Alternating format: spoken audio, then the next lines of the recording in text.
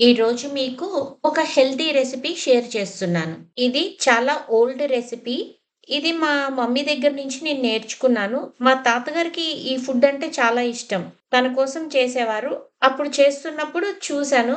తర్వాత నా మ్యారేజ్ తర్వాత ట్రై చేశాను. ఎందుకంటే తర్వాత తెలిసింది దాని బెనిఫిట్స్ ఏంటి అని చెప్పి. ఈ రోజుల్లో పిల్లలు irregular periods, PCOD different problems face చేస్తున్నారు కదా! This is the good food. So, ఈ రెసిపీ ఎలా చేయాలో నేర్చుకుందాం. ఫస్ట్ ఒక గిన్నె తీసుకొని, ఆ గిన్నెలో వాటర్ పోసి స్టవ్ మీద పెట్టాలి. తర్వాత ఒక ఫ్రెష్ వైట్ క్లాత్ తీసుకొని, దానికి చివర నాటేసుకోవాలి. నాటేసుకొని, అది గిన్నెకి పెట్టేసుకుంటే, ఆ నాట్ అనేది గిన్నెకి సపోర్ట్ ఇస్తదనమాట మనం హోల్డ్ చేయటానికి. మనం గిన్నెకి మూడేసేసుకొని ఉంచుకోవాలి అట్లాగా. 2-3 అవర్స్ నానబెట్టుకున్న మినపగుళ్ళు తీసుకొని, రుబ్బుకొని కొంచెం సాల్టేసుకోవాలి. ఏసుకొని అట్లా పైన వేసేసేయాలి దాన్ని ఆ క్లాత్ మీద. కొంచెం ఇడ్లీ కంటే కొంచెం ఎక్కువ మందంగా వేసుకొని ఉంచుకోవాలి. స్ప్రెడ్ చేసి మంచిగా రౌండ్ షేప్ వచ్చేటట్టుగా.